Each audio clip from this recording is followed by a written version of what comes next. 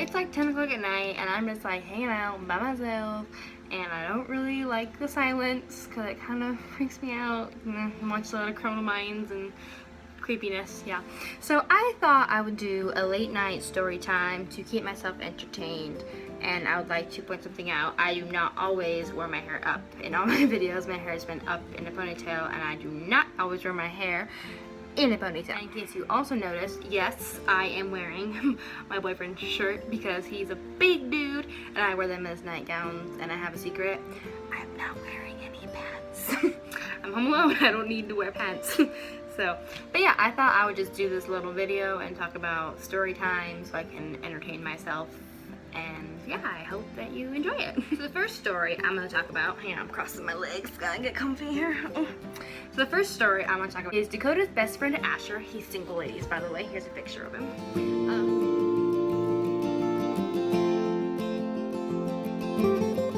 He thought, so I'm gonna rewind a little bit. So he helped us move into this apartment, and he's Dakota's best friend, and he has a twin brother named Braden. I talked about him in my last video.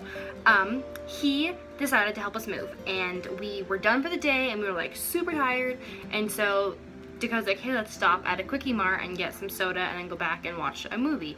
And Asher's like, okay, and I didn't want to get out of the car, and neither did Asher, so Dakota ran inside.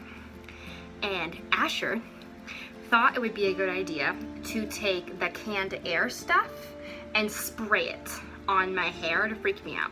So two things you ought to know. One, if you turn canned air upside down, it actually is dry ice. Like, you take it and flip it upside down and you spray it and you like freeze somebody's hand off. It will actually happen.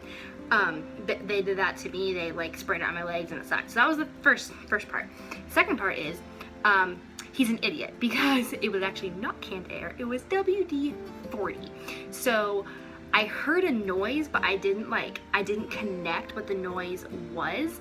And so he's like, oh my God. And I'm like, what was that noise? He's like, this isn't canned air, this is WD-40. So I take my hand and I put it on the back of my head and it comes around and there was my hand just like a ball of grease. Like, it was so gross. And so we get home and I shower and my hair smelled like WD-40 for probably the next 3 days. So that is my one story for you, is that one, you make sure you read the damn labels of what you spray on people, and two, canned air can also be turned into dry ice. So I hope that teaches you kids something for the future. So the second story I'm gonna tell is about my dad. He is this like short little logger guy. He's got a bald head, you know, like he's like, oh, logger man, blah, blah. But when I was little, he decided that I was going to know the difference between when someone was joking with me and when somebody was being serious with me. He didn't want me to grow up in life like thinking people are jerking my chain. He wanted me to be able to understand the difference between when someone was being like genuine or when they were just screwing with me. So I'm like, I think probably 6 or 7. So I used to live in Dallas, Salem area. And there's this little theme park there, and it is Enchanted Forest. It is like the cutest thing ever. Like, they have Hansel and Gretel's house. They have like like a twisty maze. They have a log ride. I think they have Snow White's castle or some other princess. I don't remember what it was. And my dad decides to tell me, this little 6-year-old sweet little angel that I am, that Enchanted Forest is Disneyland. And I believed him. I'm 6. So my dad says, let's go to Disneyland. You bet your ass I was in that car faster than Mom could grab her purse. Like, I wanted to go to Disneyland so bad. So we did that. And then when I was in 1st or 2nd grade, we went to the real Disneyland, and my little heart was broke because my dad had lied to me. But again, I was 6. So basically what I'm trying to say is that my dad mentally scarred me for life by making me think this little theme park was Disneyland. So if any parents are watching this, because I know you are watching my videos, parents, tell your kids Enchanted Forest is Disneyland, because you know what? It'll make them really, really happy, and then you crush their dreams later, but for the time being, they'll be really, really happy. But yeah, I felt the need to share that story because to this day, when I am passing the sign that says Enchanted Forest, like going across the freeway, I get out my phone and I text my dad and I say, look, it's Disneyland, you asshole. I literally text that to my dad and he just laughs his ass off. He thinks it is so funny that he taught his 6-year-old daughter that Enchanted Forest is Disneyland, and he tells everybody that story, and they laugh their ass off too. So like I said, if any parents are watching this, I give you my permission to do that to your kids. That was my story number 2. So the third story I'm going to tell is about when we actually went to Disneyland. So I went, like I said, first, second grade, I don't remember how old I was. So we're going to Disneyland, and we have our suitcases, and we lock our suitcases like most people do, you know, so people like don't break into it. And they told us no. They're like, I'm sorry, you have to unlock your suitcase. We have to go through your suitcase. At the time, this was like a couple years after 9/11 had happened. So we're like, okay, yeah, we'll unlock our suitcase, whatever, like get important things out, take it with us on the plane, you know, whatever.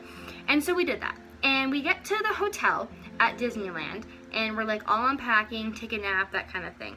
So my mom comes in holding a pair of granny panties. Like, I literally mean like 5, 6X, huge granny panties with like these huge brown skid marks. I swear to God, I'm not making this up.